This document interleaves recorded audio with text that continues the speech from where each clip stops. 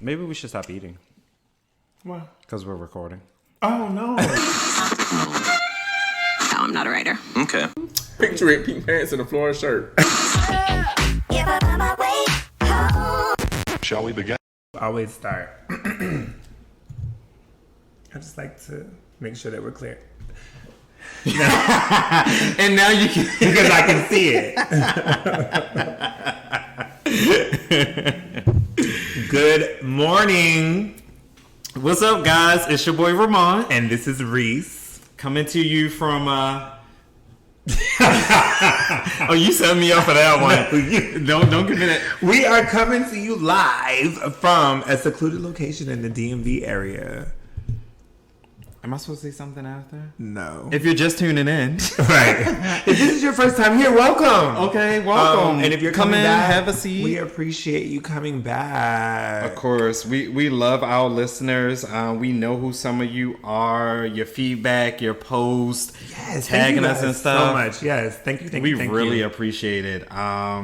We're happy for what we're delivering. Like, it makes us feel good inside. It does, because I feel like people are related. So the whole premise was that we would have conversations that were relatable. Mm-hmm. And I feel like everyone that I've talked to that I know personally is like, oh my God, I be sitting there talking to y'all. And I'm like, yes, that's what it's supposed to be, because it's a whole conversation with your friends. A whole conversation. Yeah. So we definitely appreciate, like Ramont said, the feedback, the posting, the all of that, just putting us out there. Like, we appreciate it, and we're looking forward to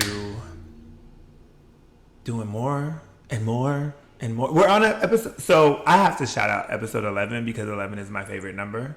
We are on 11. We are on 11, so it's my favorite number. It's my birthday. So yeah, I'm super excited about this episode. It's a little bit I wouldn't say it's different. It's another conversation. Yeah. Another conversation. Yeah, it's not. Also, some of our listeners don't know. So when Reese and I record, we're always drinking champagne. And I know that Reese says good morning, but hell, champagne is good at any time of day. Any time of the day. So we don't know when you guys are listening, but if you ever get a chance to listen in the house, chilling, pop a bottle of champagne, 2 glasses in, hit play on us, and go. Right. And go. And because we do. Yeah. And then when you feel the need, like, write down a question or shoot us I was going to say shoot us a text, but give us your feedback. Like, yeah. Let us know what you thought. And if it's on one of those episodes when Reese and I are on two different ends of the conversation, let us know whose side you're Who do you agree with? Because I know I think Ramont goes against me just for the sake of going against me sometimes. I do. I absolutely And I'd be do. like... And it is fun. But it doesn't... because I think it's fun to him because I really get wrapped up in it. I'd be like, no, but how do you not see... Like, you know how you know your friends and you be like, okay, we're going to see the same point of this topic. And then we get into the topic and I'm like the last one. Yeah. I mean, as my friend, naturally, I see your point of view because I know you and I know that's how you think, that's how you process. But also as your friend, I'm going to challenge your thinking and your process to give you that different point of view.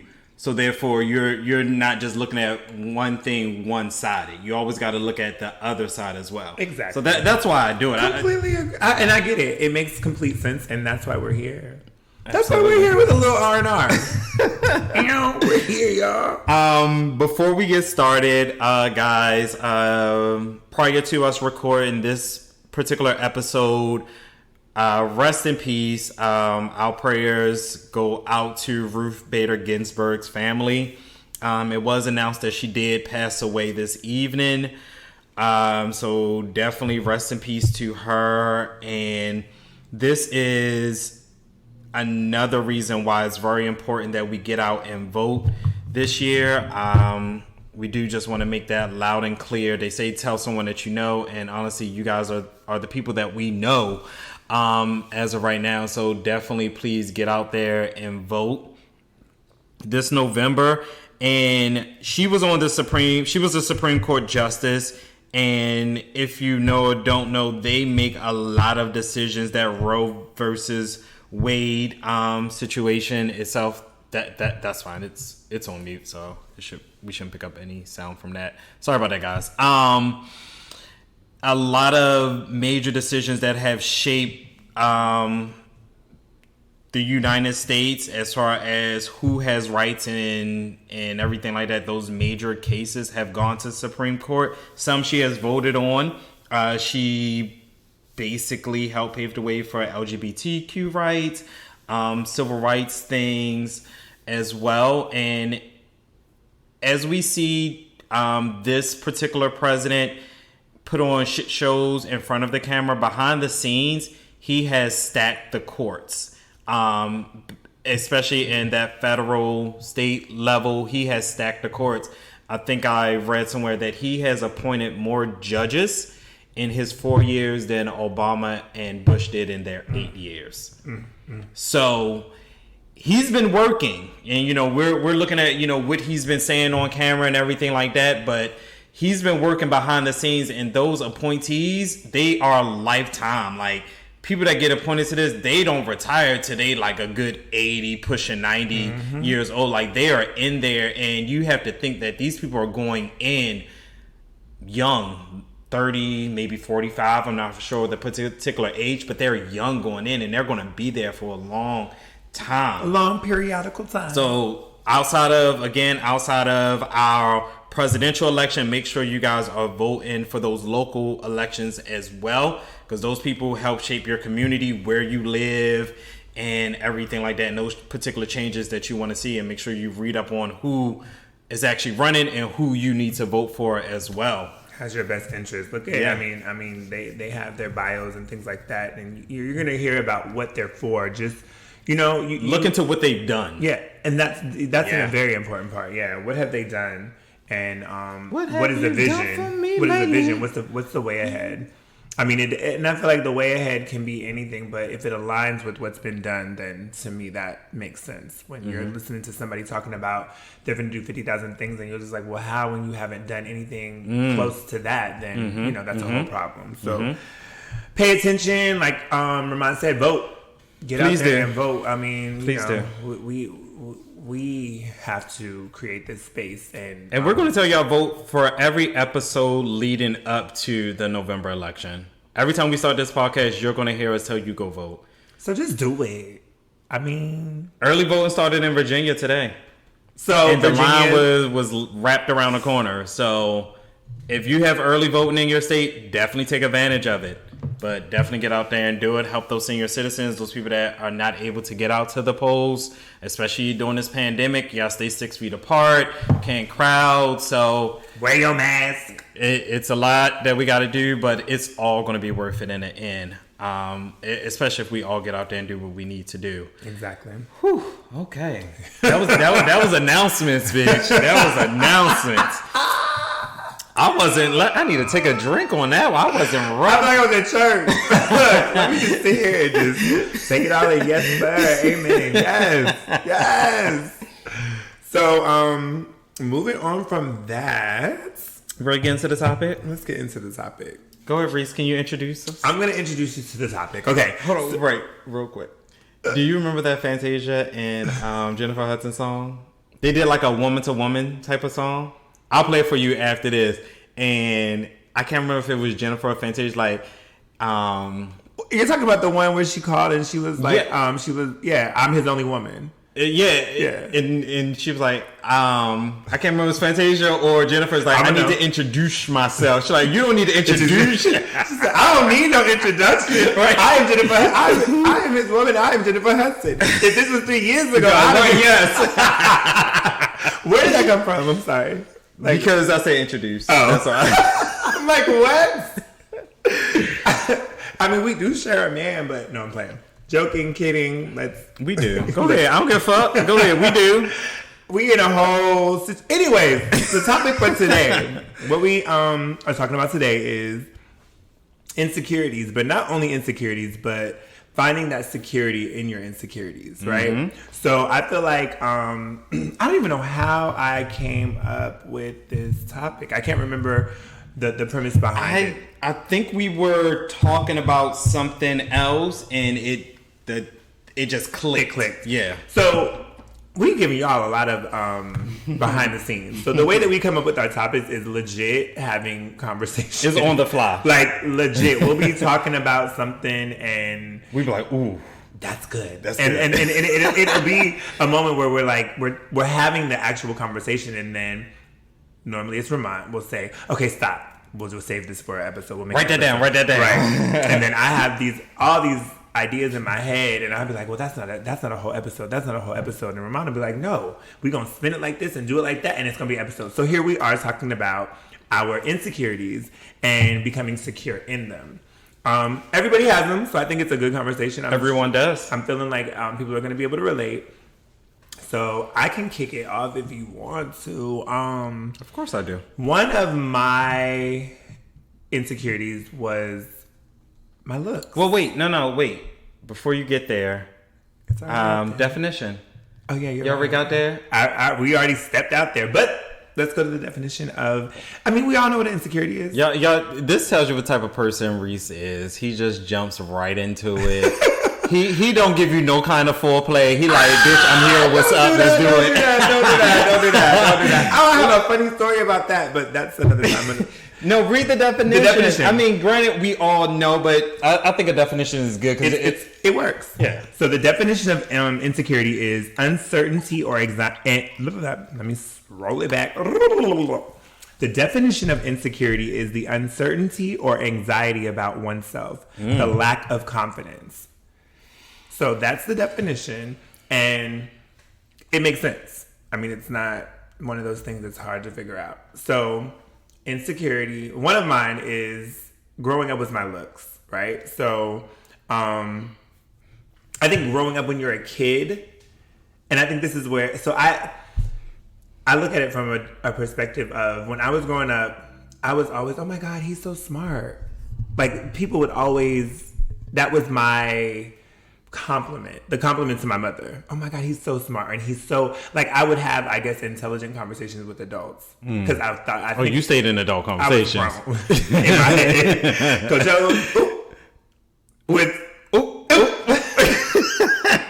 my mother would be like, go on about your business, but I would be ear to the walls listening. So they would always be like, he has intelligent conversation. I'm sure it's because my mother, she talked to me regularly. So, right. But then you have your friends or your cousins or your family, whatever, that, oh, he's so cute. He's so cute. And I was never the cute one. I was just a smart one, which in hindsight, okay, it doesn't really matter. But I think that's kind of where it started. Like, thinking back, I can remember not being, like, I can remember certain people around me, friends of mine or whatever. Oh, he's so cute. He's so adorable, da-da-da-da. And it was just like, oh, he's cute. I mean, he's smart. And I was like, okay. So then you grow up in that. And then, middle school, elementary, all of that, it's a tough time for anybody, I feel like. I think that I just always felt like I wasn't that guy. Mm-hmm. And it became a thing. I never was like, oh my God, I'm so ugly. Like, I never had that moment. But I always felt like I wasn't the one. Like, there in high school, there's that guy. Or that girl, the one that everybody is drawn to or whatever. I was never him. And so, so that was one of my insecurities. Do you relate? Ooh. First I'm asking. No, bitch, because I'm a bad bitch and I've been once.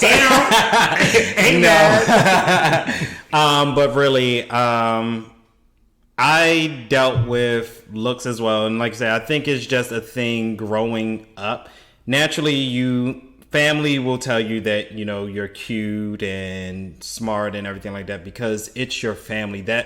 Well, I can't say naturally because there are some people that don't get that positive reinforcement from family itself. It's the outside factors of people that don't know you that start to play on that, your looks and your insecure, and I guess that's when insecurities will start to be formed because your family can tell you that you're cute, you're smart all day, but if you're being strange, like, why your eye look like that? Right. Why your hair look like that? Exactly. Why? You know what I mean? Why is your nose so big? Right. Why your nose so big? Your nose is so big. So, yes, looks for me played a part because I was always skinny.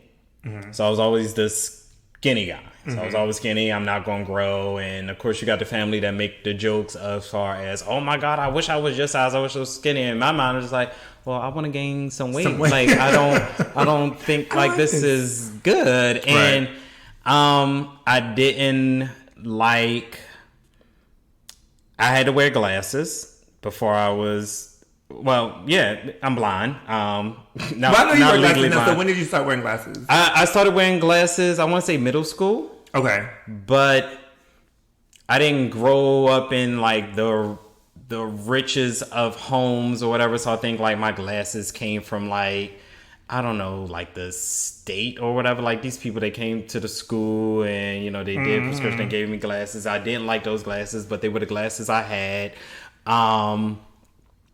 So, and I wasn't among the popular kids.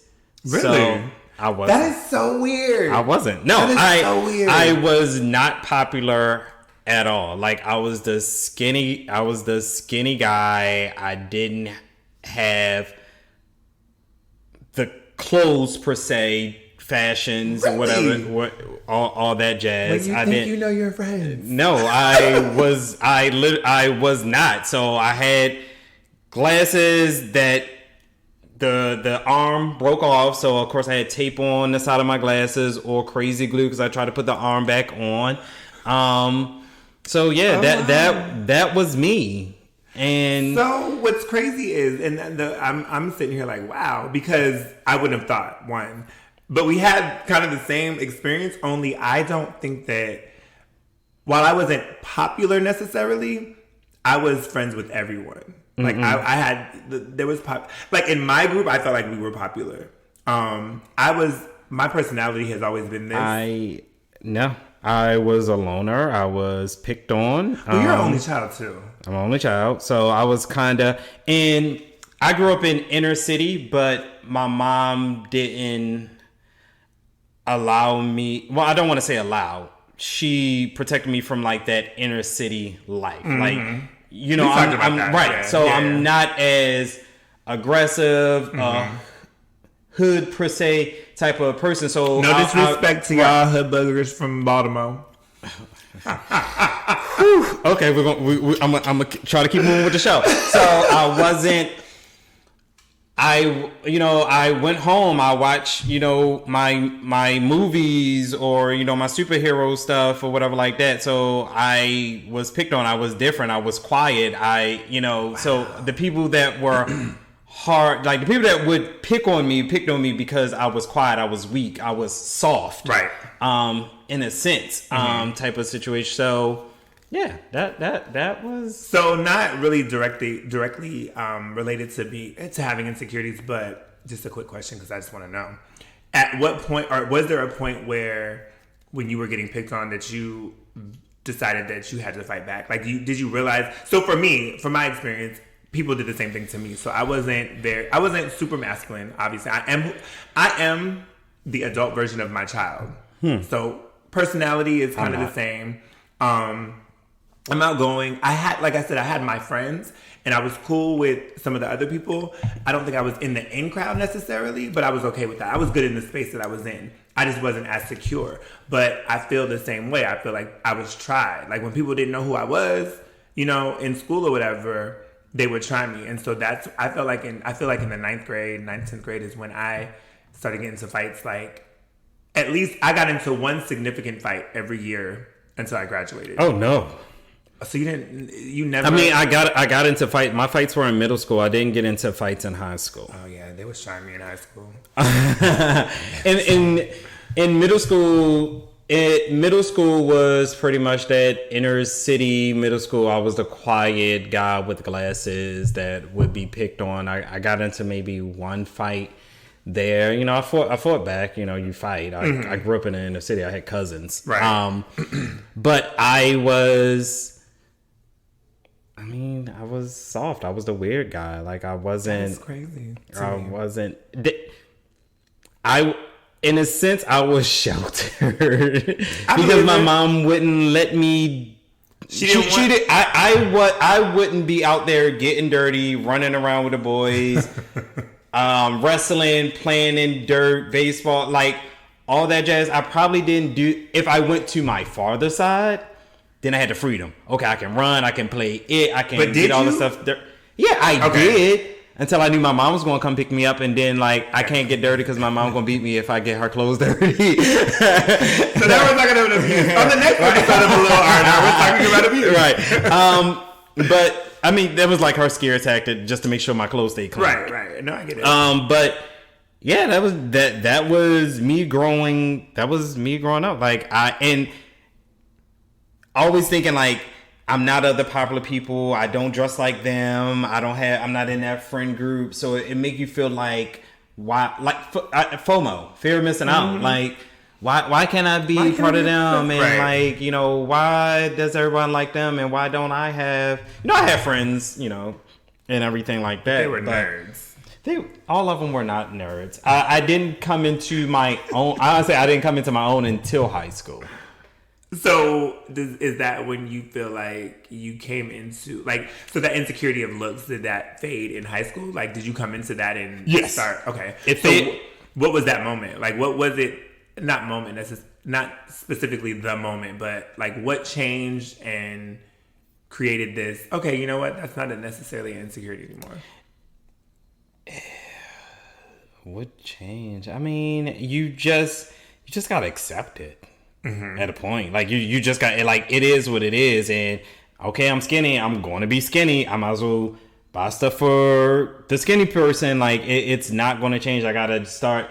Everyone at high school, you have that moment where you start to find yourself and figure out what works for you. I mean, because in middle school and everything like that, your parents are dressing. You just put on what they pick, right? What they pick out, what you have available. But in high school, you get a little bit more leeway as far as like what your style is and what you like to wear and everything like that. So that was my turning point in high school, and I started to become a little bit more popular, quote unquote, with some of the people and everything like that, and like personality starts to form and so forth. And so I didn't come into my own I didn't get comfortable until I was 21.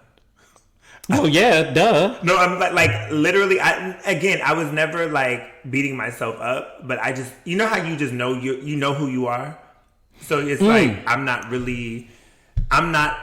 the looker of the group, right? So in all of my circles then when I was younger, and my best friend, we're still best friends now, he was the outgoing, attractive, dark-skinned body, all of that. I was the skinny brown boy who wore t-shirts and like literally t-shirts, jeans, and K-Swiss. That's all I wore through high school. So then when I got out of Washington State and I was overseas, and I said, you know what? I need to be comfortable. Like, I want to be comfortable. I had to figure out what I did not like about myself and what could I do? So the first thing I did was, like you, I had glasses. I came out them glasses and got some contacts. That was the first step into figuring out. I didn't get that till I was 18.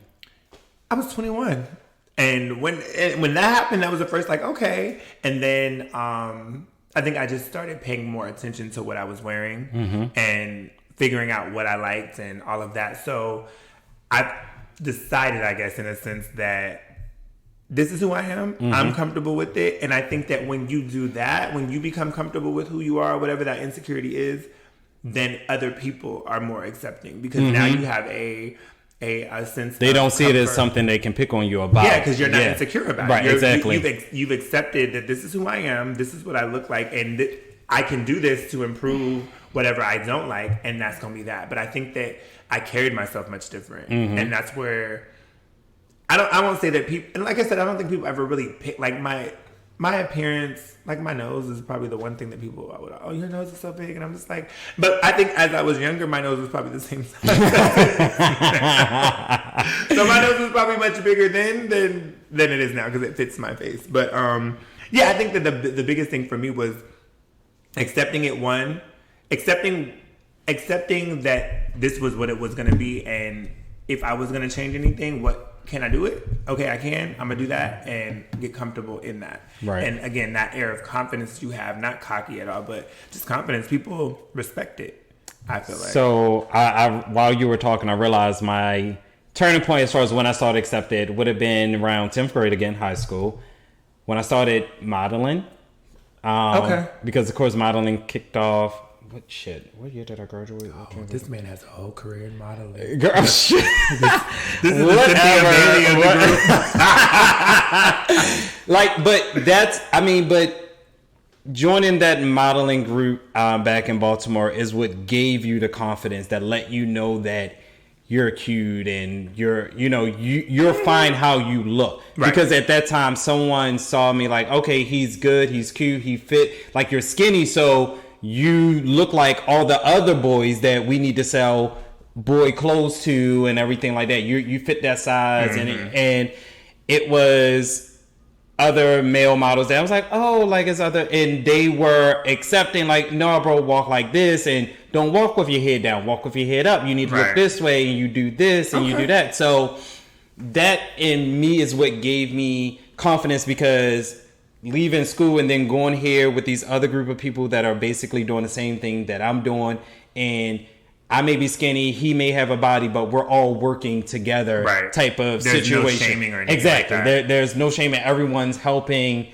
everyone in what they do. So, and it just made like, oh my God, I want my body to look like that. But me being skinny stayed with me. I didn't get a body. He was bony. Right. I didn't get a body until 20s, like 23, maybe 23, 25, somewhere between there. Is like when I started to like go into the gym. When did I see? Because I was gone for a few years. Yeah, you were gone. Yeah, when you came back, I had it. Yeah, I was like, you was in the I had gym, surgery, girl. let the streets tell it. My friend got a whole Brazilian butt lift and all of that. But like I said, and when people start to see like that can't be used against you, and like they have to find like a different angle, something else to attack you on. And of course, someone attacking you because of your insecurities, they're insecure about something else as well. Absolutely. So, absolutely. It doesn't make sense. And of course, you figure that shit out when you get older. Exactly. I was gonna say, you don't realize that when you're younger, because it's like, oh my God, I'm being bullied. I'm being attacked. Yeah. I'm being like, I was like you kind of said, the soft one. I wasn't aggressive until pushed. Like I felt like when I was aggressive, that was my only avenue. Like I had to, or I was finna be beat the fuck up. And I was like, that ain't finna be it. And ours is a little bit different, because with me growing up in inner city, it's like you as a boy, you had to be tough. So with me being soft is like something that I fought, because it's like, I'm not tough, I'm not rough. Like I don't do that. But y'all can't accept me just because like that's just not what I do. Like that's just not who I am. Like I'm not attracted to these streets like that. Right. Well, and so then in Washington, the suburbs, if you will, there was no streets. Like the people that thought they were street weren't street. Like it was, we were all middle class, and it was like they wanted to be hard, but you're wearing the latest of everything because your mama and daddy bought it. You're not in the streets like that. So it was one of those things where, for me, it was, again, I fit in to an extent, but where I didn't, I was aggressive and I fought. I just wasn't. I wasn't the one that was going to sit back and be like, okay, no. Right. Like I would at first. I don't think that. I think for a little while, I was like, I'm not gonna be fighting and stuff. But then one day, I remember it was PE. One day, PE, and this boy said something. I said, look, this ain't that, and we got it in, and that was the beginning of that. In high school, everyone was like cool with me. Like everyone was like, oh, hey, like middle school, I fought. High school, everyone was good. What's up? What's going on? So it is what it is. So I had another growing. So this was like younger, and it was one of those insecurities that, for me, it was, looking back, I feel like it was so internal. So people that know me, I have a scar on my stomach. I don't know why, like that whole pause. Like I had a whole moment. This was deep. It ain't even really that deep. Do we need to go to commercial? Where's our sponsor? So when I was growing up, and I think I was like 3 or 4, maybe 5.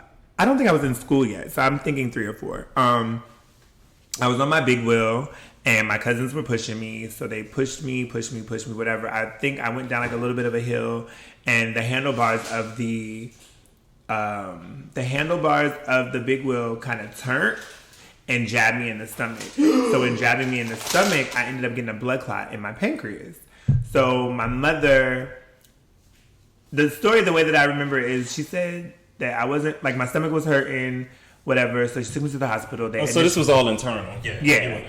So they thought it was a hernia. Mm-hmm. So they did that and it wasn't that. And so I had a blood clot in my pancreas. This is the moral of the story. I had this scar. So as a kid, I felt like the scar went from right up under my neck all the way down to, like, all the way down my stomach. And I'm sure it was, to me, in my head, it was that big. And it never bothered me until I got around people and they would be like, oh my God, what is that? What is on your stomach? And it was just like, oh my God, like, let me. So I would go when I would hang out with my cousins or be around water, because, yeah, I think I'm scarred. I don't do water. But I would take my shirt off and people would be like, oh my God, what is that? So I used to keep my shirt on. And I think, again, it was one of those, I had to realize that this is what it is. You know what I mean? I was very insecure. Like I said, I was insecure in PE. I would, when I would change, I would be in a corner or in a stall. Yeah, because I was like, I don't want nobody to see my little scar on my stomach or whatever, right? Look them, and now I look at it, and I'm like, the scar is like this big. It's not big at all. And maybe because I'm grown, it's not big, or it's not as big as I thought it was then. I think it's one of those things where it wasn't something I could change, so it's accepted. I had thought about getting a tattoo, like a centipede or something, to kind of, but I was like, that's not a centipede. I couldn't think of anything else, so I was like, but that was dumb. So I said, no, I'm not going to do that. But it's even to the point. So for my 40th, I did photos, and I did the photos, and so the photographer, he called me and he was like, hey, do you want me to edit like just scar out? Yeah, he was like, do you want me to airbrush it? Airbrush or whatever. And I was like, no. And it took me back for a minute, but I'm like, that's me. Like, that's who I am. So to me, if you see it as my friend, scars are there. So, and I think that to me, I feel like because it's different, people remember. But what I realize is that a lot of times people forget, like they're not even thinking about it. So when I do take my shirt off, if we're at the beach, people are like, "Oh shit, you do have a scar," or "Oh yeah, you do have a scar," and it's not what it used to be. Yeah. So when he called me, I was like, and I didn't take it any type of way. I didn't feel disrespected or anything, but I was just like, because I'm sure there's a lot of people that have him Photoshop out some scars. Exactly. And I was just like, no, that is exactly who I am. So I think, again, accepting and just saying this is exactly what it is, and it's what it's gonna be. And you're going to either accept. Now, I will say that for a very long time into my adulthood, sexual encounters, I didn't take my shirt off. Because people are weirded out. Like, they'll be like, what is it? Can I touch it? And I'm just like, what the fuck? So then I think another way that I tried to kind of, not mask it, but tried to, like, make it not a big thing was when people would ask about it, I would say, oh, I had a kid, like, a cesarean.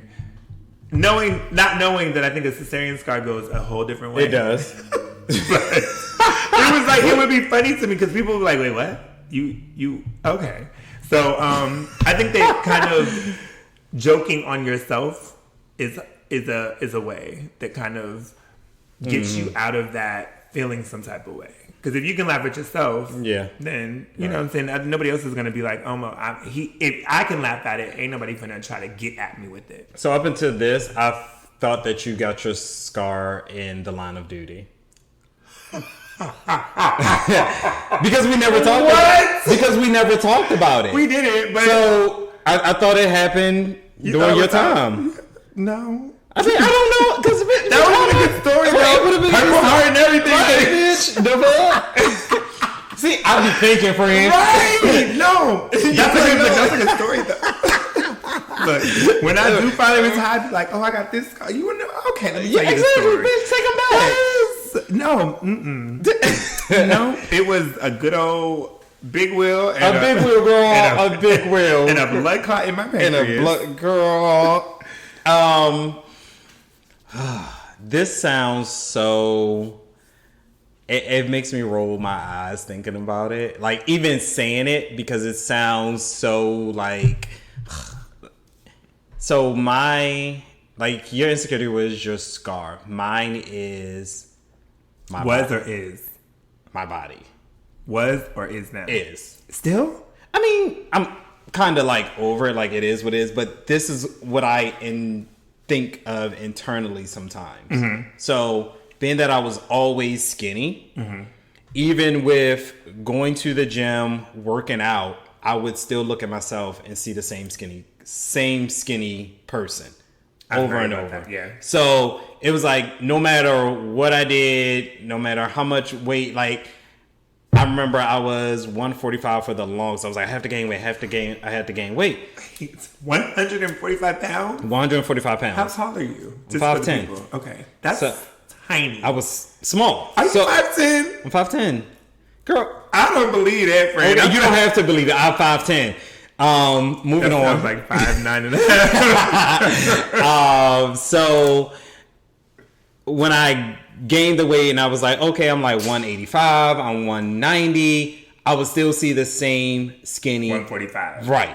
Gotcha. So it gives you a complex, oh, I'm still skinny, I need to work out more, this, that, and the third. Now I think I'm fat, but sometimes I still see like the same skinny. That's so person. Crazy. And then and people look like, oh my God, like, you got this body, this, that, and right. And I would, and even if someone took a picture of me, I'm like, look how skinny I am. Like, y'all don't see that? Like, I'm skinny.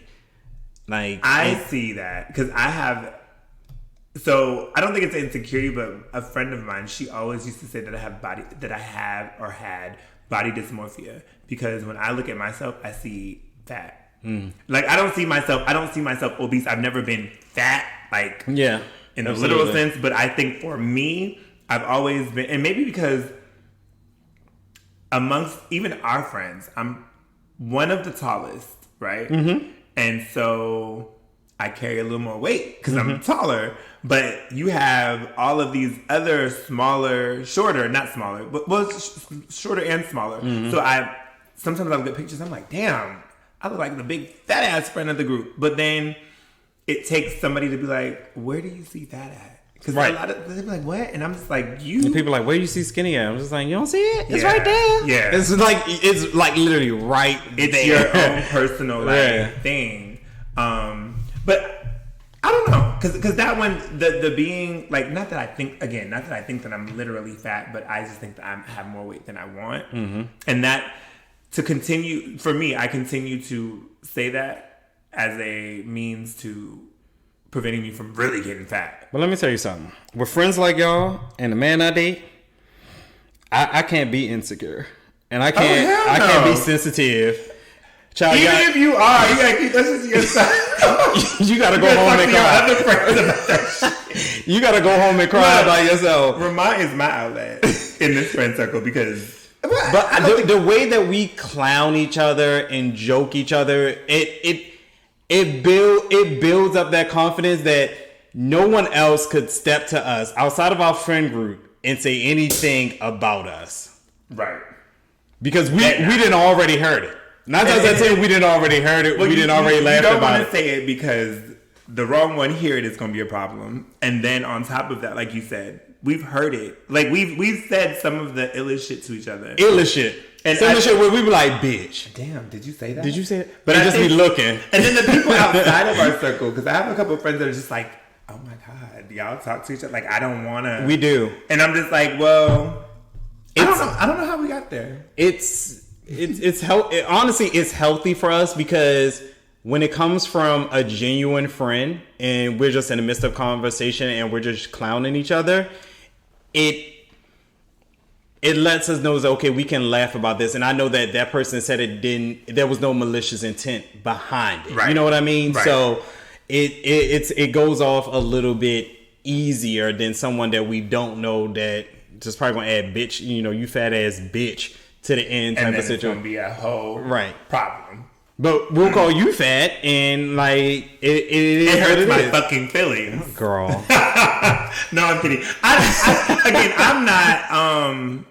That's not really an insecurity. Like I said, I think I use it as a means to just ensure that I don't ever just let go. Because I'm at a certain age now and shit just ain't moving like it used to. Girl, this quarantine shit ain't moved right since.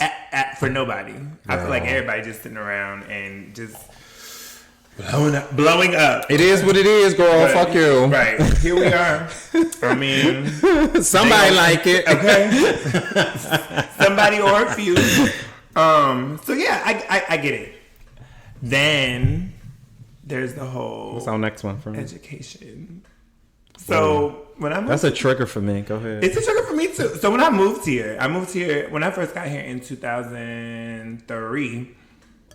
It wasn't a big deal, but when I got back in 2012, it was a whole thing. So when I graduated high school, I went to college, and I decided that I didn't like college. So I dropped out of school, went back home, intended on going to community college because I felt like that was what you needed to do. And then I was like, well, that ain't gonna be it. Like, I really don't like school.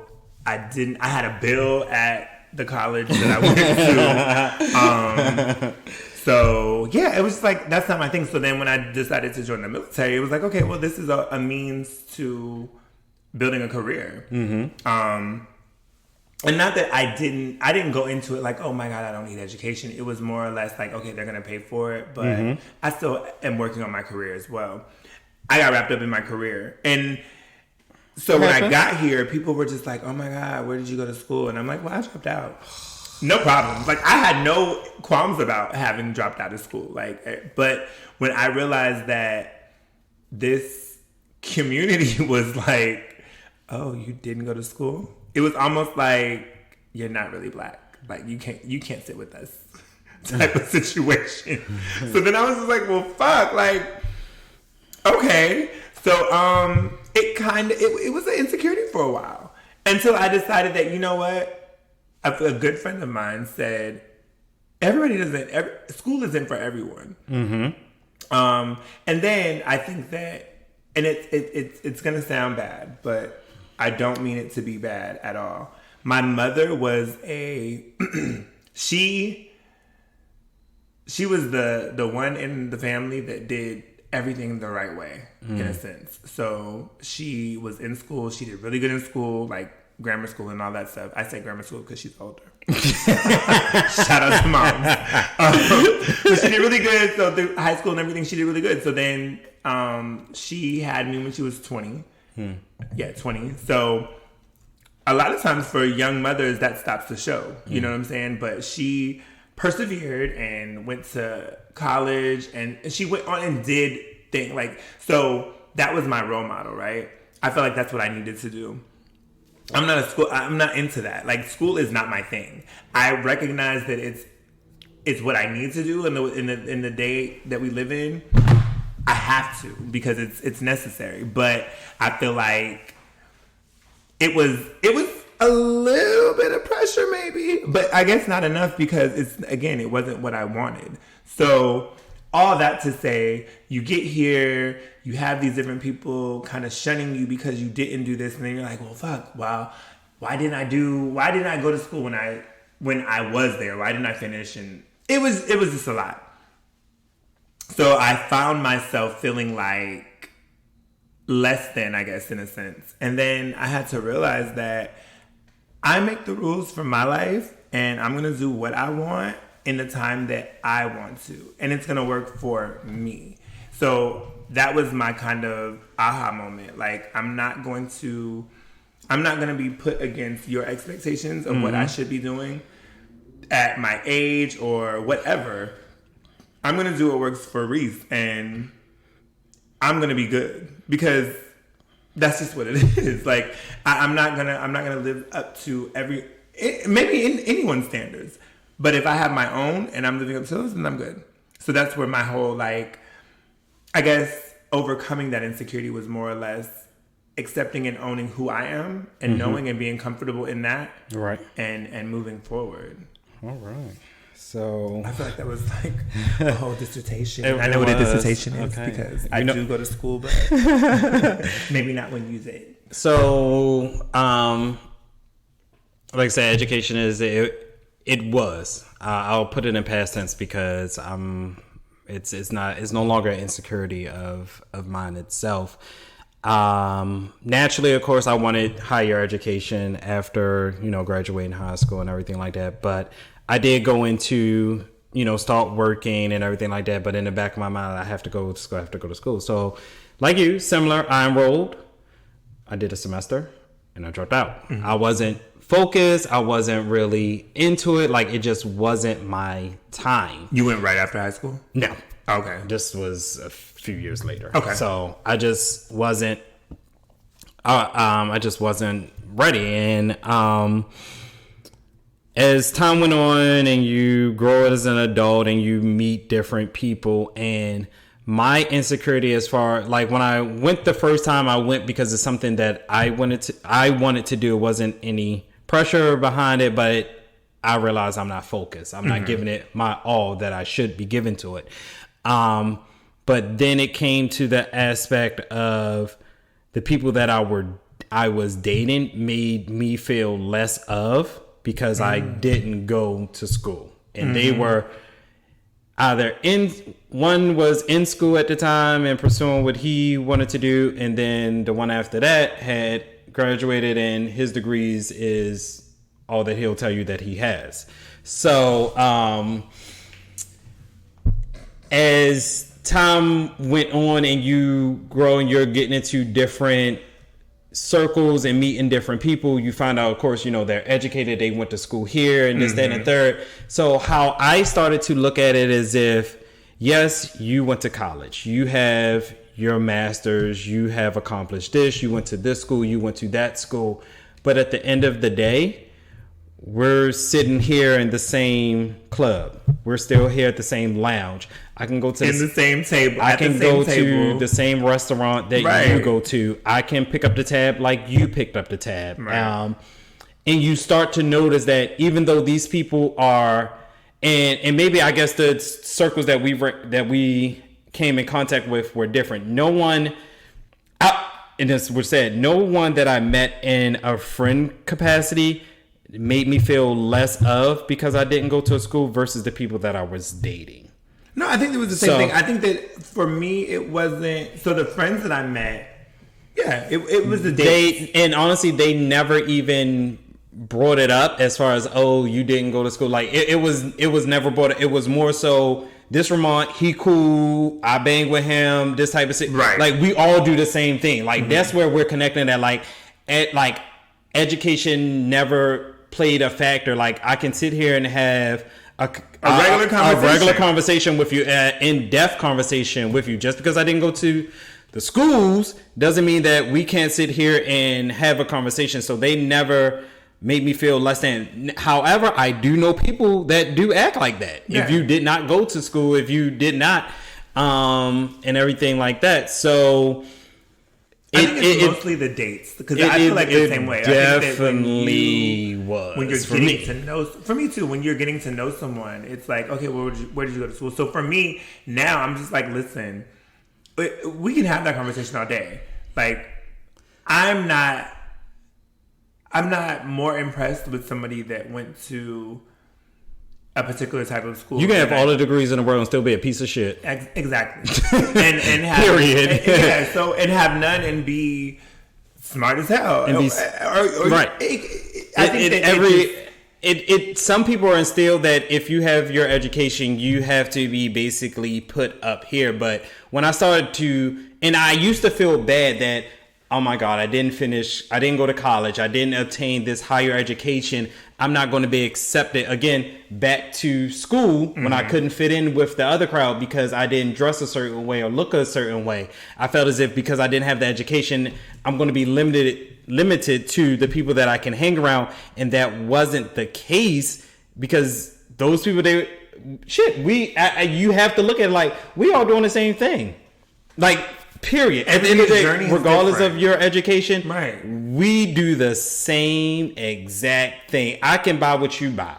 You know what I mean? Like, we can sit here and have a conversation. I like what you like. It is what it is. And with where I'm at now, like, D let me know, like, I want you to go back to school. Like, I know that, you want to do it as well, but we will get to that bridge when you are ready.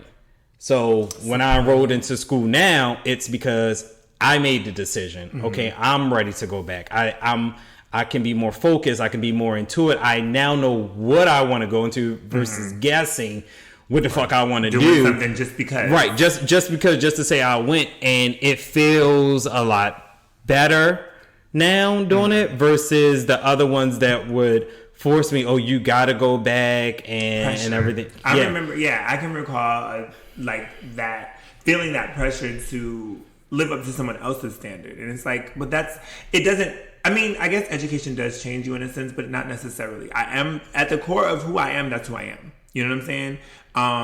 Having a higher education, of course it's going to be competitive in the workforce and everything like that, but I don't feel like it defines a person. Right. And you know what really like made the biggest difference for me as far as like education and having education, higher education, sorry, because I don't want to say like you did, right, exactly. I did, I dropped out in kindergarten. When I went to Cabo, everyone there, everyone there had went to an HBCU. Okay. All of them graduated, high education, black excellence in the whole fucking house. Let me tell you, everything, like, it was just amazing to look at. But it made me feel like the fact that I was the only one, like, I didn't go to a HBCU, I didn't have that higher education. However, I'm still here on the same vacation, same length of time, doing everything that you guys are doing. Right. And it never came up in a conversation, but just to feel like that piece of us does not matter. Like, we're just here enjoying ourselves as one company and everything like that. And no judgment. The insecurity set in, like, oh my God, like, I know all of them went there, but when you get there, it's like, oh my God, hey, what's up? We doing shots. Like, it doesn't matter. When you have genuine people where it doesn't matter, you're just looking at a person for who they are. Like, it is with, yes, their education, it plays a factor when you want to get into the work world and what they do and everything. And it was interesting to know that you work for this company and you're doing this. One of the people was a psychiatrist. I'm like, damn.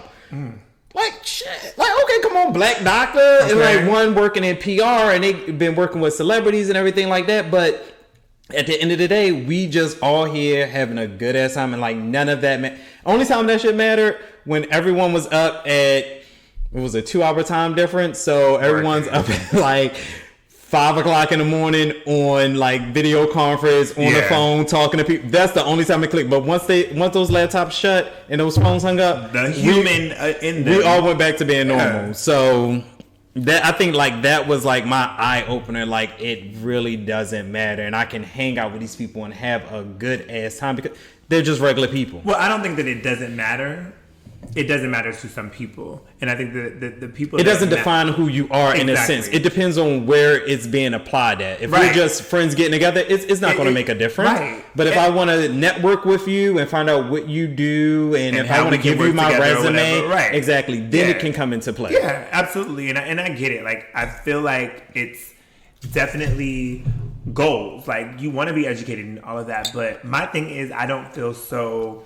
I had to get out of being on other people's time and realize that I needed to do what I wanted when I wanted and when it worked for me. So that's where I'm at with it. Like, I didn't find out this one went to a HBCU until at least 2 years later. Really? Like, I did not know. I went to a HBCU. I dropped out, but I went. You went? I was there. Well, no tea, no shade. It's a few people that did that. Right. There's people.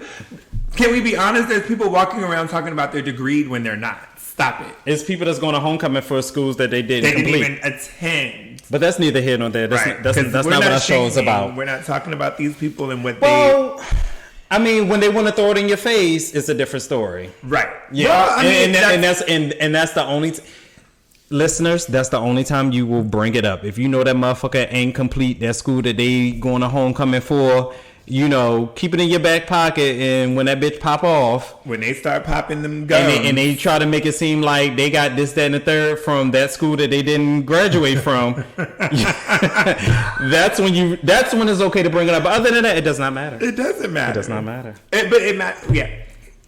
Enough on that. Enough on that. So I feel like the discussion, the conclusion is that we're secure. So I feel like being secure in your insecurities means that you recognize and definitely you recognize get over. And recognizing is the most important piece. Okay. Like, if you can recognize what it is and come to grips with yourself about it, make peace within yourself, not with other people or the thing itself. That is, yes. That I think that that's one thing that so many people miss is when you aren't good with yourself, you're never gonna be good. Like trying and people to please can other sense people, that. yeah, and that's why you are a target. That's why you're bullied. I won't say that's why. These are reasons why I think that. Let me use my I statements. I learned that in counseling. But that's why I feel like people, if you show that insecurity, and I'm not even saying don't be vulnerable. But you have to know the people. You know what I'm saying? You have to know who you're dealing with and how they're going to, not how they're going to, but if they're going to use that information against you.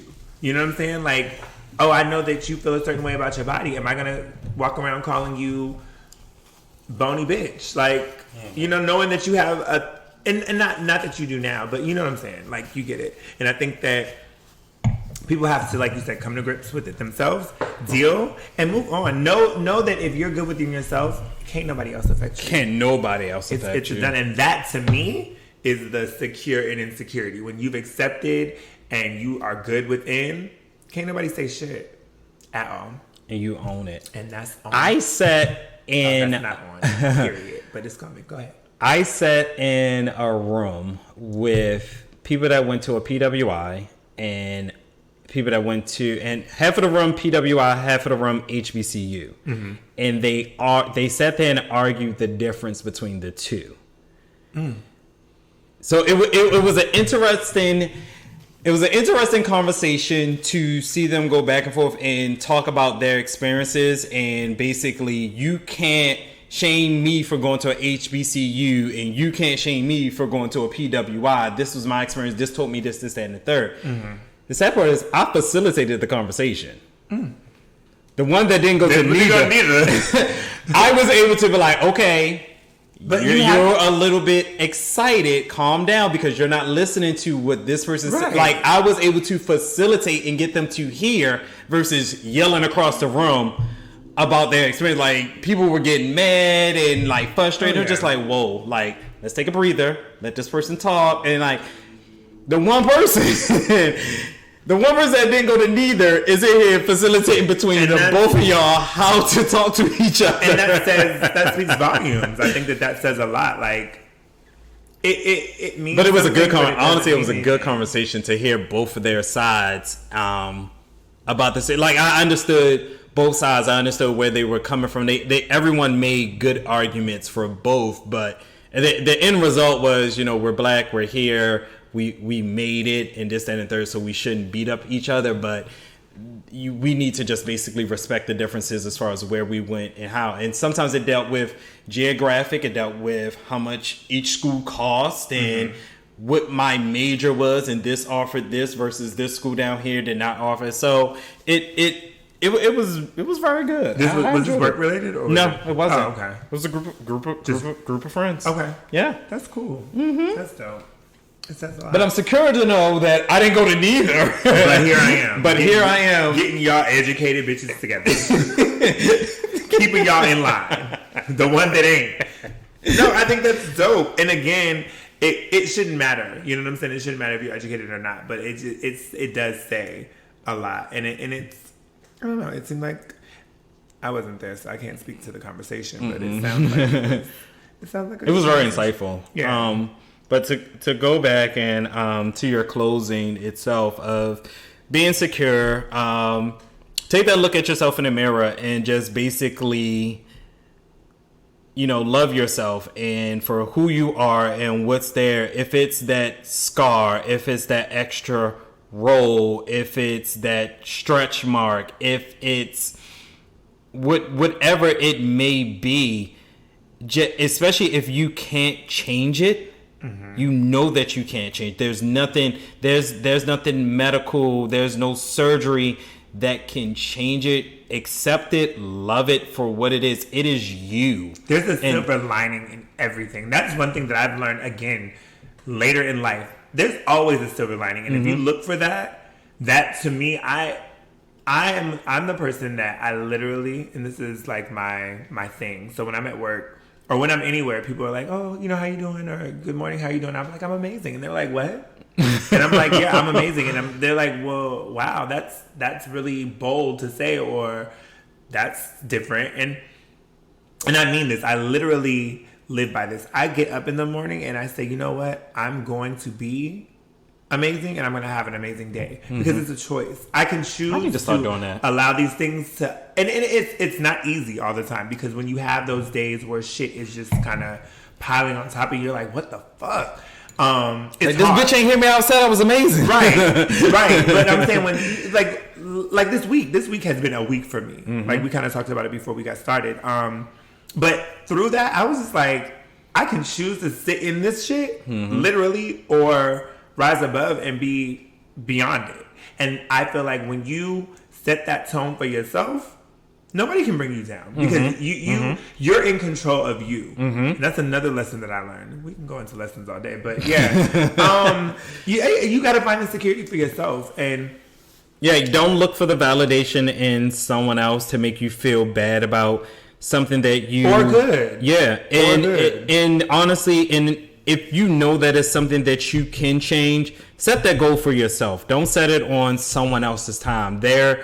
Your timeline is your timeline. If someone else, went to school before you were able to go to school, bought that house before you were, got that promotion before you did, set it on your time. Pace yourself at your own level. You don't have to race against someone else's clock to make yourself feel better about something, because it needs to feel good within you. Yeah. Now, of course, if you racing against someone and that's going to make you feel good, if you're that competitive, then by all means do it. But do it when you're ready, not because someone else thinks that you should be ready or whatever the case may be. And especially if it's not fulfilling to you, if it don't make you feel good in the inside, then what's the fucking point? There is no fucking point. I'm not doing shit. Then you're going to do all that and feel nothing. Right. Nothing. I attribute that to, I was talking to someone recently, yesterday as a matter of fact, and we were talking about this project that's coming up. And they mentioned you. They was like, "Oh, and I was like, in my head, I was like, I know that we worked on projects before together, and I was like, I know my friend, this isn't his thing, but it would be good for me." So my selfish self was like, it would be good if if I was to get on and you were to get on, it would be cool because we could work together. But I said, in my head, I was like, my friend doesn't necessarily like this. But I feel like that's one of those examples where you could potentially do something and say, "Okay, I'm doing it because my friend is doing it and I want to support." But then it's selfish of me to even be like, "Well, do this with me because I want you there, but I know that it's not your passion, or I know that it's not something that you're into, or whatever." I would give it my all because it's you. Yeah, and that's what I'm saying. But I feel like the point is you have to sit in and really figure out for you what it is that you want to do and how you want to do that, and not, again, not living through, but living for. Because I did that for a long time. I think for my mother, that whole education piece with my mother, like, my mother, to me, nobody can tell me she's not Superwoman. I think that she's fucking amazing, like, dead ass. And I think she's one of the dopest people in the world. Like, outside of being my mother, I think she's dope as fuck. I can't wait till moms come on. I know. That is gonna be so good. They're coming. She's already agreed. I think your mother agreed. I don't think I talked to her yet. Okay. But I'm going to talk to her. Well, she got no choice. She got right, she listens. So, yeah, but I just think that for a very long time, I wanted to live up to what she had done. And we had a conversation, and she said, "I have no expectation of you doing anything that I did. You have to do everything for yourself." And that was, for me, that freed me of that pressure. And the pressure I had put on myself because she never put it on me. So yeah, again, I'm gonna keep on saying you have to find that security within your insecurities to just be like it takes a weight off of you. You feel lighter, and then you can just do and move how you want to move. Wow, that was it. That was good, friend. That was it. I do, before we go, because I know we're about to wrap it all the way up. I do have a shameless plug. And we had talked about it a couple weeks ago. I had done a project called Addicted to You. Is it called Addicted to You? Is that bad? Ma'am, you should have worked on this plug before it's you called Addicted to You. So I worked on this web series called Addicted to You. It's a 4-part web series. It's on YouTube. So I want you guys to go out and check it out. Support. It's if you look up King, K-I-N-G, Liam, L-I-A-M, Presents, Presents.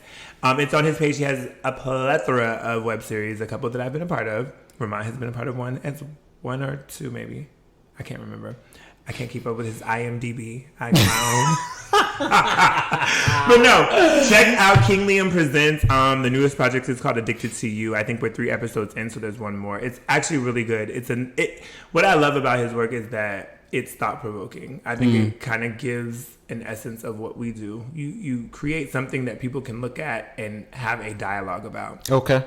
So check that out. Check me out. Leave a comment. Let them know that Mr. Reese sent you or whatever. So yeah. What's that's it? That's it, friend. Okay. Well, cheers to that. This is good. I think that every now and then we get a little deep. We do. I feel like we do. Man, people are like, oh my god, you guys are so funny. But every now and then we get a little deep. We got some words of wisdom and shit. Okay. I'm happy about it. Hey, what's going on, guys? It's your boy Reese. I just wanted to thank you guys for listening to another episode of ALilRandR. Please go out to IG and follow us at ALilRandRPodcast. That is ALilRandRPodcast. And if you have any questions, thoughts, suggestions, or opinions about any of our episodes, please reach out to us at RamontandReese@gmail.com. Thanks, and we'll talk to you soon.